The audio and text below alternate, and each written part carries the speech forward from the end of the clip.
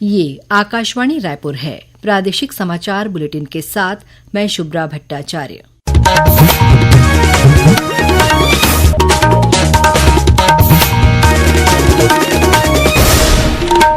और अब पेश है आज के मुख्य समाचार। दंतेवाड़ा में आज से शुरू हुआ संभाग स्तरीय बस्तर पंडुम। उप मुख्यमंत्री विजय शर्मा ने किया शुभारंभ। 5 अप्रैल को समापन समारोह में शामिल होंगे केंद्रीय गृह मंत्री अमित शाह।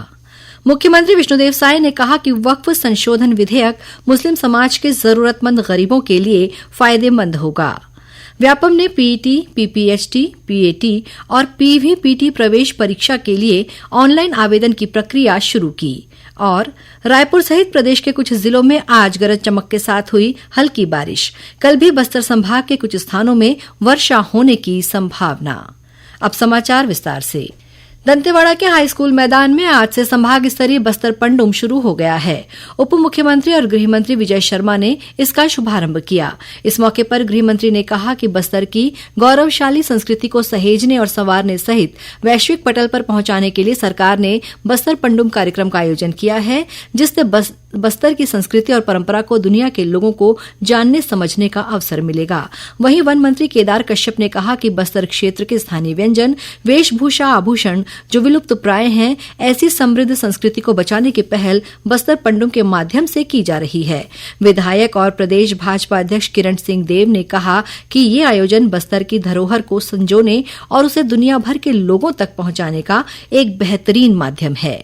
बस्तर पंडुम 2025 जनजातीय कला प्रदर्शन बस्तर के लोक नृत्य और मनमोहक संगीत, पारंपरिक आभूषण और हस्तशिल्प, व्यंजन और पेय का स्वाद समृद्ध जनजातीय परंपराओं का अनूठा अनुभव है। हमारे संवाददाता नरेश मिश्रा ने बताया कि बस्तर पंडुम समारोह में बस्तर संभाग के सभी जिलों की सांस्कृतिक प्रदर्शनियों और प्रतियोगिताओं का आयोजन किया जा रहा है। बस्तर पंडुम यानी बस्तर का उत्सव, यह उत्सव वर्षों पुरानी परंपरा और विरासत को सहेजने के लिए मनाया जा रहा है। इस आयोजन में बस्तर संभाग के 600 प्रतिभागी शामिल हुए हैं। बस्तर पंडुम के माध्यम से पारंपरिक नृत्य, लोकगीत, हस्तशिल्प और आदिवासी रीति रिवाजों को एक भव्य मंच प्रदान किया जा रहा है, जिससे स्थानीय संस्कृति और परंपराओं को न केवल पहचान मिलेगी, बल्कि इसे उत्सव के रूप में मनाने से ज्यादा देश विदेश के लोग बस्तर की सांस्कृतिक विशेषता से परिचित हो सकेंगे। दंतेवाड़ा से आकाशवाणी न्यूज के लिए नरेश मिश्र। अब से कुछ देर बाद मशहूर कवि कुमार विश्वास अपनी प्रस्तुति देंगे। बस्तर पंडुम के समापन समारोह में 5 अप्रैल को केंद्रीय गृह मंत्री अमित शाह शामिल होंगे। राज्यसभा में आज वक्फ संशोधन विधेयक को विचार और पारित करने के लिए पेश किया गया। विधेयक पेश करते हुए अल्पसंख्यक कार्य मंत्री किरेन रिजिजू ने कहा कि इस कानून का उद्देश्य संपत्ति प्रबंधन में पारदर्शिता बढ़ाकर वक्फ बोर्डों और स्थानीय अधिकारियों के बीच समन्वय को सुव्यवस्थित करना और हितधारकों के अधिकारों की रक्षा कर शासन में सुधार करना है। इससे पहले कल रात लोकसभा ने वक्फ संशोधन विधेयक को पारित कर दिया। छत्तीसगढ़ के मुख्यमंत्री विष्णुदेव साय ने लोकसभा में वक्फ संशोधन विधेयक के पारित होने पर खुशी जाहिर की है। उन्होंने कहा कि ये विधेयक मुस्लिम समाज के जरूरतमंद गरीबों के लिए फायदेमंद होगा। हमारे देश के पार्लियामेंट में, लोकसभा में वक्फ बोर्ड विधेयक भारी मतों से पास हो गया और इससे हमारे देश में रहने वाले मुस्लिम समाज का जो गरीब दुखी हैं, जो जरूरतमंद हैं, सबको बहुत फायदा ये बिल पहुंचाएगा। वहीं भाजपा अनुसूचित जनजाति मोर्चा के प्रदेश अध्यक्ष विकास मरकाम ने लोकसभा में पारित वक्फ संशोधन विधेयक की तारीफ करते हुए कहा कि ये विधेयक आदिवासियों के संवैधानिक अधिकारों और संस्कृति सुदृढ़ करने की दिशा में एक ऐतिहासिक निर्णय है। उन्होंने कहा कि ये विधेयक 5वीं और 6वीं अनुसूचित क्षेत्रों में आदिवासी समुदायों की भूमि अधिकारों की रक्षा सुनिश्चित करता है। ये आदिवासियों की परंपरा में वक्फ बोर्ड के अतिक्रमण से सुरक्षा देकर संस्कृति को अक्षुण्ण बनाए रखेगा। राज्य सरकार ने 36 निगम मंडलों में अध्यक्ष और उपाध्यक्ष की नियुक्ति कर दी है। कल देर रात जारी सूची के मुताबिक भूपेंद्र सवन्नी को छत्तीसगढ़ राज्य अक्षय ऊर्जा विकास निगम और लोकेश कावड़िया को छत्तीसगढ़ निःशक्तजन वित्त और विकास निगम का अध्यक्ष बनाया गया है। वहीं मोना सेन को छत्तीसगढ़ राज्य केश शिल्पी कल्याण बोर्ड का अध्यक्ष और गौरी शंकर श्रीवास को उपाध्यक्ष की जिम्मेदारी दी गई है। इसी तरह शालिनी राजपूत समाज कल्याण बोर्ड की अध्यक्ष और चंद्रकांति वर्मा उपाध्यक्ष होंगी। इसके अलावा अनुराग सिंह सिंहदेव को छत्तीसगढ़ गृह निर्माण मंडल, नंद कुमार साहू को रायपुर विकास प्राधिकरण, केदारनाथ गुप्ता को राज्य सहकारी दुग्ध महासंघ, संजय श्रीवास्तव को नागरिक आपूर्ति निगम और राम प्रताप सिंह को छत्तीसगढ़ भवन तथा अन्य सन्निर्माण कर्मकार कल्याण मंडल के अध्यक्ष की जिम्मेदारी सौंपी गई है। वहीं श्रीनिवास राव मद्दी को राज्य वित्त आयोग, रामसेवक पैकरा को छत्तीसगढ़ राज्य विकास निगम, संदीप शर्मा को छत्तीसगढ़ राज्य खाद्य आयोग और चंदूलाल साहू को छत्तीसगढ़ राज्य भंडार गृह निगम का अध्यक्ष नियुक्त किया गया है। साथ ही शशांक शर्मा को छत्तीसगढ़ संस्कृति परिषद, प्रफुल्ल विश्वकर्मा को छत्तीसगढ़ लौह शिल्पकार विकास बोर्ड, जितेंद्र साहू को राज्य तेलघाने विकास बोर्ड, अमरजीत सिंह छाबड़ा को राज्य अल्पसंख्यक आयोग, सौरभ सिंह को खनिज विकास निगम और डॉक्टर वर्णिका शर्मा को राज्य बाल संरक्षण आयोग के अध्यक्ष की जिम्मेदारी दी गई है। उप मुख्यमंत्री और गृह मंत्री विजय शर्मा बस्तर प्रवास पर आज सुकमा जिले के माओवाद प्रभावित ग्राम रायगुड़ेम पहुंचे। इस दौरान श्री शर्मा ने चौपाल लगाई और ग्रामीणों की समस्याएं सुनी। उन्होंने ग्रामीणों को आश्वस्त किया कि उनकी समस्याओं का समाधान किया जाएगा। इससे पहले उप मुख्यमंत्री ने जवानों से मुलाकात की। गौरतलब है कि रायगुड़ेम का इलाका लंबे समय से माओवादियों के कब्जे में रहा है। पहली बार कोई गृह मंत्री लोगों की समस्याओं को जानने के लिए रायगुड़ेम पहुंचा है।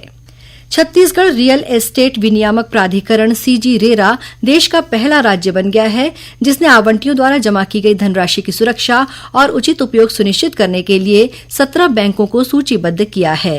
रेरा के अध्यक्ष संजय शुक्ला ने आज राजधानी रायपुर में आयोजित banking on trust ensuring proper utilisation of RERA RDA funds कार्यक्रम में बैंकों के बीच सूचीबद्ध दस्तावेज वितरित किए। उन्होंने कहा कि इसका उद्देश्य आवंटियों के पैसों की सुरक्षा और उसके सही उपयोग को सुरक्षित बनाना है।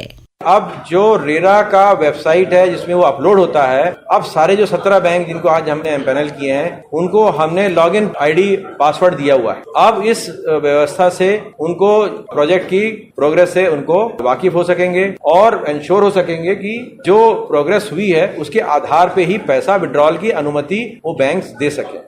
छत्तीसगढ़ ने वित्तीय वर्ष 2024-25 में 16,390 करोड़ रुपए का जीएसटी राजस्व संग्रह कर देश में सबसे अधिक 18% की वार्षिक वृद्धि दर दर्ज की है। इसी के साथ छत्तीसगढ़ ये उपलब्धि हासिल करने वाला देश का पहला राज्य बन गया है। वहीं महाराष्ट्र 16 और तमिलनाडु 15% की वृद्धि दर के साथ दूसरे और तीसरे स्थान पर है।